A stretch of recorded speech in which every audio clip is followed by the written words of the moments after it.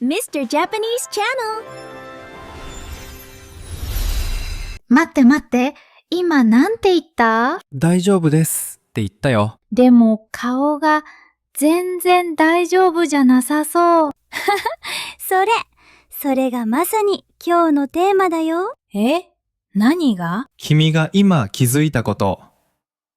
言葉と表情が違うってこと。すごく混乱してる。日本人の友達が大丈夫って言うけど、明らかに大丈夫じゃない時がある。私も言うよ。いつも。なんで嘘ついてるの？嘘じゃない。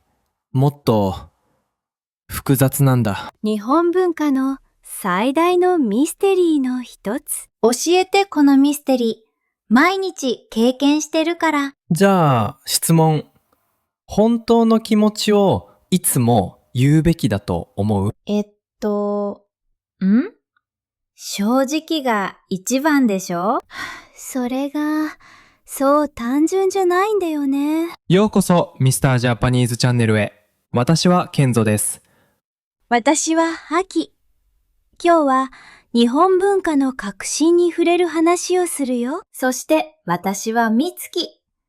まだ混乱してるけど、すごく知りたい。今日のテーマは建前と本音。建前。本音。聞いたことある。でも意味が本当にわからない。簡単に言うと、建前は公の顔。本音は本当の気持ち。じゃあ、偽物の顔と本物の顔？そう聞こえるよね。でも、それは誤解なんだ。画解？建前は嘘じゃない。社会的調和のための配慮なんだ。こう考えて、もし全員が本音をいつも言ったら、社会はどうなる？カオス？まさに。だから、建前が存在する。でもね、これは日本だけじゃない。すべての文化にある。本当？でも日本ではすごく洗練されてる。芸術のレベル。そして今日、7つのシナリオを通じて探求する。7つの瞬間。この概念があなたの日本理解を完全に変える。7つ？具体的だね。最後には、大丈夫です。本当の意味がわかるよ。そしてなぜそれが、実は美しいコミュニケーション方法なのか。じゃあ始めよう。基本から教えて。OK。まず、建前。これは文字通り建てられた前面。建てられた前面？社会のために作る表面。公の自分。そして、本音。本当の音。心の声。だから、外側と内側？そう。でもね、これは偽善じゃない。それが重要なポイント。西洋では本音を言わないは不誠実に聞こえる。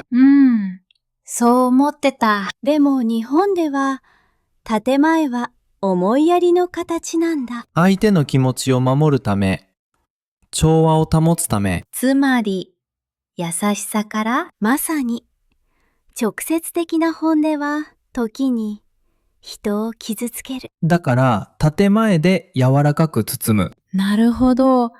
でも、どうやって本音を知るの？それが芸術。日本で育つと読めるようになる。言葉じゃなくて、間、トーン、文脈で。難しそう。最初はね。でも練習すれば自然になる。じゃあ最初のシナリオ。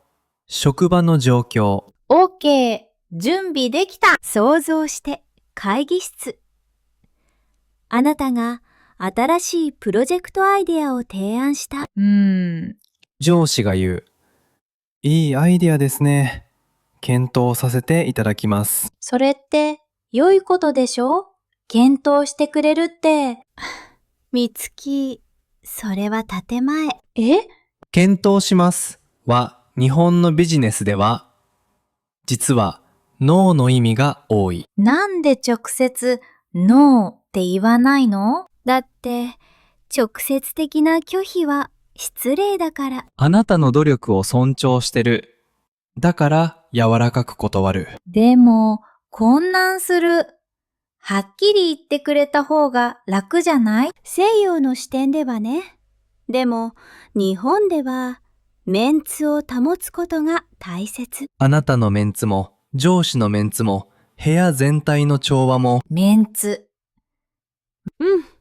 検討しますで、あなたは恥をかかない。上司も悪者にならない。そして他のメンバーも不快な瞬間を避けられる。つまり、一人のためじゃなくて、全員のため？そう、理解してきてるね。じゃあ分解しよう。検討させていただきます。すごく丁寧に聞こえる。それが建前の特徴。丁寧さの層で包まれてる。いただきます。謙譲語。自分を下げて相手を上げる。でも、本音は、ノー？多くの場合ね。でも、100% じゃない。文脈が大事。トーン、表情、間。また？日本のコミュニケーションでは、沈黙が語る。検討しますの後に長い間があったら、それは柔らかいノすぐに次の話題に移ったら？確実に、ノー。ー。でも、いつまでに検討できますかと聞いてきたら、本当に検討してる。まさに、言葉は同じでも、文脈で意味が変わる。だから日本語は多文文脈言語って呼ばれる。過換文脈？言葉だけじゃ意味が完全じゃない。周りの状況が必要。別の例。そうですね。それは、そうだね、でしょ？同意？時々ね。時々は、違うけど言わない。同じフレーズで反対の意味？ポーンと文脈次第。そうですね。元気に言ったら同意。そうですね。ゆっくり間を置いて。それは丁寧な不動意。これ、覚えきれない。大丈夫。日本人も時々間違える。さあ、より深い理由。なぜ建前がこんなに発達したか。なんで？日本はすごく密度の高い社会。小さい島、たくさんの人、限られた資源。だから、協力が必要？正確に。対立は贅沢だった。村社会では、みんなと仲良くしないと生きていけない。だから、調和が最優先。が、これが日本文化の革新。個人の意見より、集団の調和。でも、それって個性を失わない？それな外国人の心配するところ。でもね、建前があるから本音が守られる。どういうこと？こう考えて、もし全員が本音を常に出したら、対立だらけ、関係が壊れる。でも、建前で表面を平和に保てば、内側では自分の本音を持っていられる。建前は本音を守る盾なんだ。それは深いね。そして美しい。表面的に見えるけど、実は深い思いやり。クイック質問。もし友達が新しい髪型を見せて、あなたは好きじゃなかったら、正直に言う？それとも褒める？考える時間ちょうだい。みんなも考えて。3秒あげる。これ難しい質問だよ。正直と優しさのバランス。それが建前と本音。で、みつき、どうする？多分、新しいね。冒険的だね。っていう？完璧。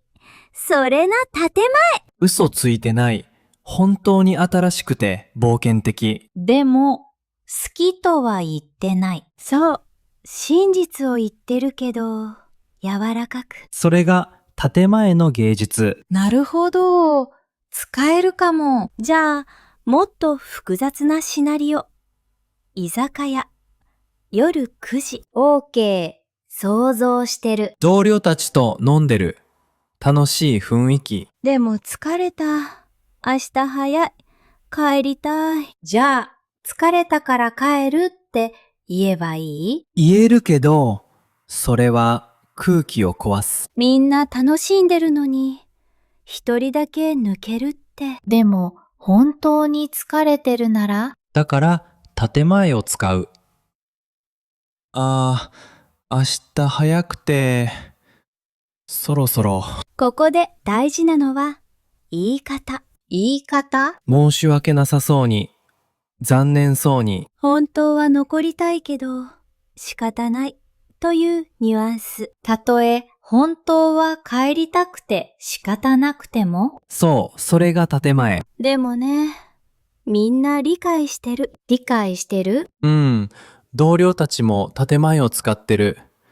そうなんだ、残念って言うけど。本音では、わかる。疲れたよね。じゃあ、建前の上に建前？まさに建前のダンス。でもこれで、誰も悪い気持ちにならない。調和が保たれる。完璧。理解してきてる。そして誰かが、じゃあ私もって言い出す。連鎖反応？うん、最初の人が許可を与えるんだ。一人目が建前で道を作る。二人目、三人目が続く。そして誰も悪者にならない。そう、それが集団の建前の力。さあ、大丈夫です。を深く掘ろう。やっと、これが一番混乱するやつ。大丈夫です。多分、日本語で最も多用される建前。そして、最も誤解される。だって、大丈夫は大丈夫でしょ？エングリッシュの I'm fine みたいに、必ずしも fine じゃない。むしろ逆の時が多い。じゃあ、どうやって本当の意味を知るの？トーン、表情、文脈、状況。大丈夫です。明るく笑顔で、本当に大丈夫。大丈夫です。小さい声、目を合わせない。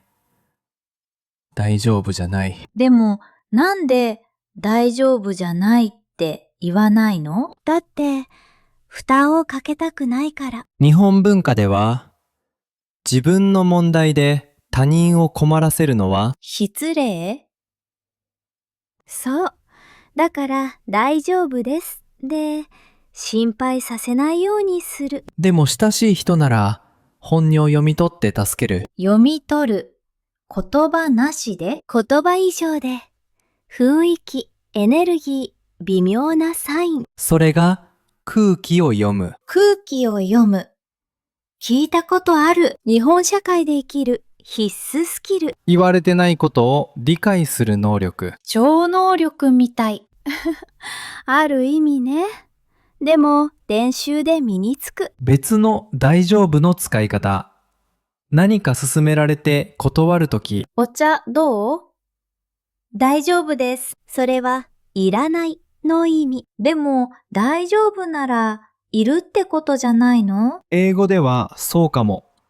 日本語では、なしで大丈夫。粗略された文。お茶なしで大丈夫です。省略が多すぎる。それがカカ文脈言語。でも、ここがトリッキー。時々。大丈夫ですと断られても、もう一度進める。なんで？断ってるのに。で、最初の大丈夫は建前かもしれないから。本当は欲しいけど、遠慮してる。じゃあ、どうやって本当の気持ちを？ 2回目、3回目の反応でわかる。 2回目も大丈夫です。でも、笑顔なら本当はいらない。2回目で、じゃあ、いただきます。本当は欲しかった。これ、ゲームみたい。ある意味、社交のダンス。でも美しいダンスだよ。相手を思いやる。押し付けない。でも、気遣いは示す。本当のこと話してもいい？もちろん。初めて日本に来たとき、すごく孤独だった。聞いてるよ。クラスメートが大丈夫？って聞いてきて、私は大丈夫ですって答えた。でも本当は？全然大丈夫じゃなかった。ホームシック。言葉わからない。友達いない。白かったね。でも、助けてって言えなかった。迷惑かけたくなくて。それは。そして気づいたの。私、建前を使ってたって。日本人みたいに。自分を守るために。でも、それで余計に孤独になった。何が変わったの？ある日、同じクラスメートがもう一度聞いてきた。本当に大丈夫？2回目。そして今度は、ちゃんと顔を見て、待ってくれた。空気を読んでくれたんだ。そして私、泣いちゃった。大丈夫じゃないって。勇気がいったね。その友達は何も言わなかった。ただ、隣に座ってくれた。それだ。本当の優しさ。そして気づいた。建前は壁じゃない。なんだと思った？ドア。開けるタイミングを選べるドア。それだよ。それが本質。建前は嘘じゃない。保護。そして本音は、信頼する人と分かち合うもの。全員とじゃない。選んだ人と。それが日本の人間関係の深さ。時間がかかる。でも、本物になる。表面的に見えて、実は深い。建前の下に本音がある。本音の下にもっと深い信頼がある。層になってる。そう、玉ねぎみたいに。一枚一枚。時間をかけて履いていく。そして中心に本当のつながりがある。クイックシナリオテスト。準備いい？やろう。上司が週末残業できる？予定がある。でも断りにくい。なんて言う？ A、無理です。B、大丈夫です。C、ちょっと予定が。2秒で答えて。C、全開。なんでそれを選んだ？だって、直接断ってないけど。でも本音は伝わる。ちょっと予定が、で、断る余地を作る。上司も理解する。無理なんだなって。でも誰も悪い気持ちにならない。それが、建前。完璧に理解してる。でも旅してるときは？違う国では？どういうこと？建前は日本だけ？それとも。すべての文化に似たような概念がある？ある。絶対ある。例えば？英語で I'm fine。まさに。でも日本ほど洗練されてない。もっと知りたい？今教えて。次回ね。ダメ。次回、世界の建前。文化を超える本音。楽しみにしててね。もっと聞きたい人、ミスタージャパニーズチャンネルを購読してね。コメントで教えて。あなたの文化の建前は何？いななる文化を学ぶって本当は何だと思う？何？言葉を知ることじゃない。心を理解すること。建前を学ぶ。本音を探る。私たちに教えてる。表面の下を見ることを。言われてないことを聞くことを。そして、それがすべてを変える。学びは世界への架け橋です。新しい視点に心を開くとき、文化について学ぶだけじゃない。もっと深く見る人になる。もっと感じる人になる。